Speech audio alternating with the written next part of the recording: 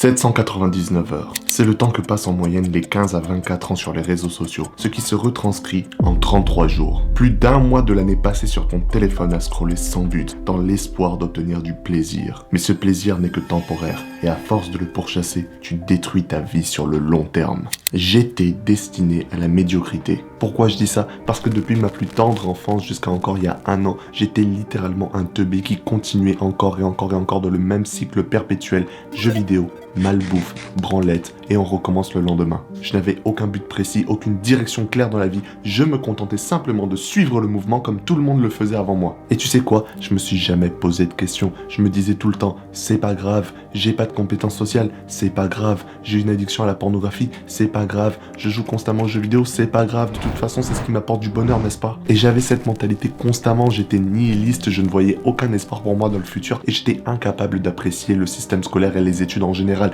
J'étais incapable d'évoluer, j'étais incapable de me dire que c'est la bonne chose à faire, que c'est quelque chose qui m'apportera le bonheur, que c'est important d'avoir des bonnes études. Non, au fond de moi je savais que je n'aimais pas ça, je savais que ça n'allait mener à rien, mais j'aurais quand même continué jusqu'à un tragique événement. Il a fallu que mon père meure en 2021 pour que je me remette les idées en place, que je comprenne que ce que j'étais en train de faire c'était gaspiller ma vie et que je me remette sur le droit chemin. Cependant, qu'est-ce qui se serait passé si j'avais pris le choix opposé? Qu'est-ce qui se serait passé si j'avais continué de vivre ma vie de cette manière sans jamais me remettre en question? Eh bien, on va imaginer un monde alternatif où j'ai fait des choix complètement différents. Et dans ce monde, mon nom c'est Jeffrey. Jeffrey est né au Congo-Brazzaville mais finit par grandir au Congo-Kinshasa. C'est un enfant teubé qui n'a pas eu accès à l'information et à internet jusqu'à ses 15-16 ans et demi. Ce dernier est un peu teubé, déteste le système éducatif, ne fait absolument pas d'efforts à l'école, déteste sa vie, continue de vivre en boucle encore et encore et encore la même journée. C'est-à-dire, aller à l'école, j'aime pas l'école, je suis pas à les cours, je rentre à la maison, je joue aux jeux vidéo. Et il l'a fait comme ça pendant des années. Et malgré le fait que sa famille qui n'avait pas beaucoup d'argent devait déménager souvent parce que son père devait sauter de boulot en boulot en boulot parce qu'il n'avait pas de diplôme,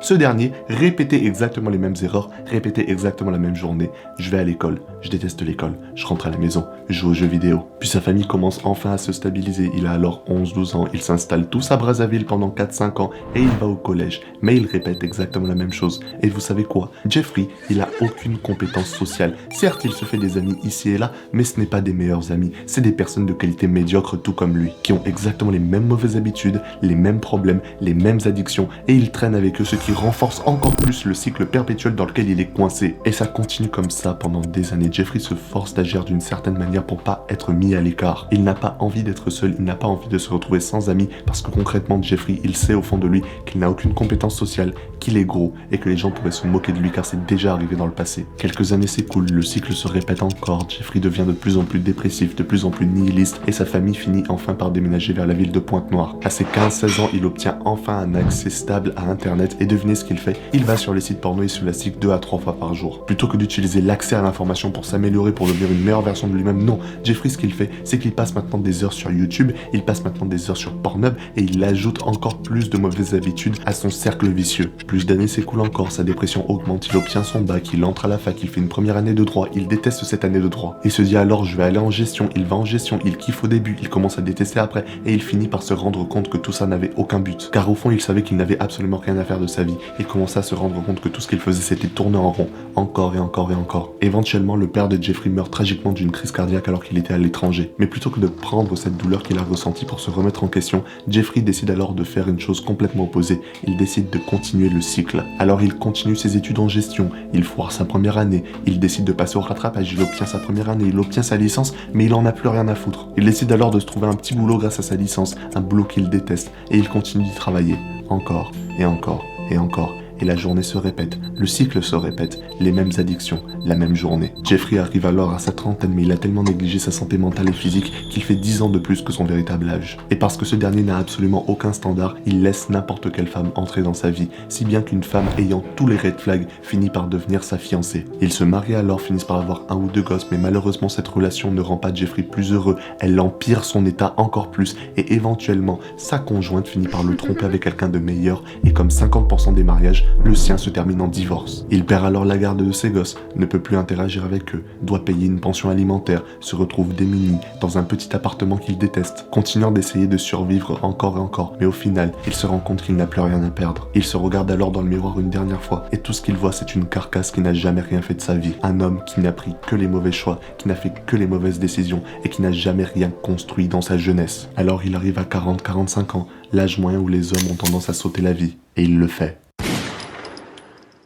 Ça peut paraître choquant pour la plupart d'entre vous ce genre d'histoire, pourtant c'est une dépiction réelle de ce qu'un homme moyen pourrait vivre aujourd'hui. Si j'avais fait le mauvais choix ce jour-là, si j'avais décidé de continuer de suivre ce chemin, j'aurais pu finir comme 99% des gens, j'aurais pu finir comme Jeffrey. Et si toi tu regardes ce genre de vidéo, c'est que probablement tu n'as pas envie de finir comme Jeffrey, tu n'as pas envie de juste prendre le script qu'on a donné à tout le monde, tu n'as pas envie d'emprunter le même chemin qui mène exactement à la même destination, c'est-à-dire à la médiocrité. Et je sais que ça va faire chier beaucoup d'entre vous, je sais que ça peut paraître hautain, ça peut paraître mauvais de dire que 99% finissent avec une vie médiocre. Cependant, ce n'est pas être hautain, ce sont simplement les faits. Regarde la vie des hommes moyens aujourd'hui. Est-ce qu'ils ont l'air heureux? Est-ce qu'ils ont l'air accomplis? Est-ce qu'ils ont l'air d'avoir bâti quoi que ce soit de leur vie? Non, ces derniers finissent avec des personnes qu'ils n'aiment pas vraiment, finissent dans des situations qu'ils n'aiment pas vraiment, avec des boulots qu'ils n'aiment pas vraiment, et ils ne sont pas heureux à la fin de leur vie. Tout ce qu'ils auront à la fin de leur vie, c'est un corps détruit, un esprit malade, et littéralement un corps empli de regrets. Et si tu n'as pas envie de finir comme ça, il faudrait peut-être commencer à prendre les bonnes décisions maintenant.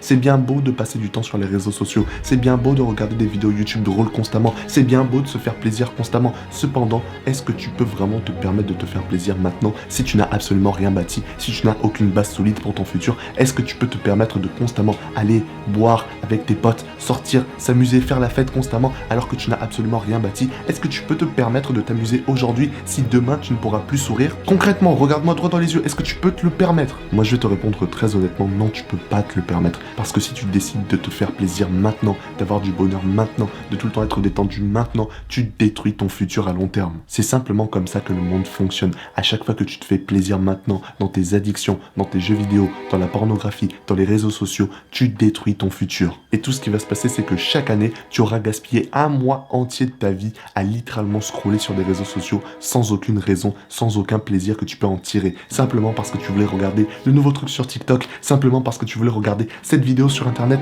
simplement parce que tu voulais regarder ce truc en fait sur Twitter qui ne t'aura servi à rien. Imagine tout ce que tu pourrais investir comme énergie si tu prenais ce mois et que tu l'investissais dans ton développement personnel. Imagine les progrès que tu pourrais faire si aujourd'hui tu décidais de prendre le chemin de l'amélioration pour devenir une meilleure personne. Imagine tous les progrès que tu pourrais faire avec ce temps, car c'est ça la ressource la plus importante, c'est le temps. Et tout ce que tu as fait jusqu'à aujourd'hui, c'est le gaspiller. Donc maintenant tu as un choix. Soit tu peux décider de continuer de le gaspiller et d'accumuler tous ces mois encore et encore qui finiront par se transformer en années gaspillées sur les réseaux sociaux à ne rien faire, soit tu peux prendre tout ce temps et commencer à l'investir dans ton développement pour ta réussite. Tu peux commencer à investir dans ton futur plutôt que d'investir dans ton présent, ruinant ton futur au passage. Parce que crois-moi, la vie est beaucoup trop courte pour être une merde. Donc maintenant que tu as l'opportunité de faire ce bon choix, maintenant que tu as l'opportunité de te mettre sur le droit chemin, commence à le faire. Ne fais pas le mauvais choix, parce que ce qui va se passer si tu le fais, c'est que tu arriveras à tes 60 ans, tu regarderas dans le miroir, et tout ce que tu verras, c'est une vie emplie de regrets. Mais bon, à la fin, c'est ton choix, c'est ta décision, je ne peux pas te forcer.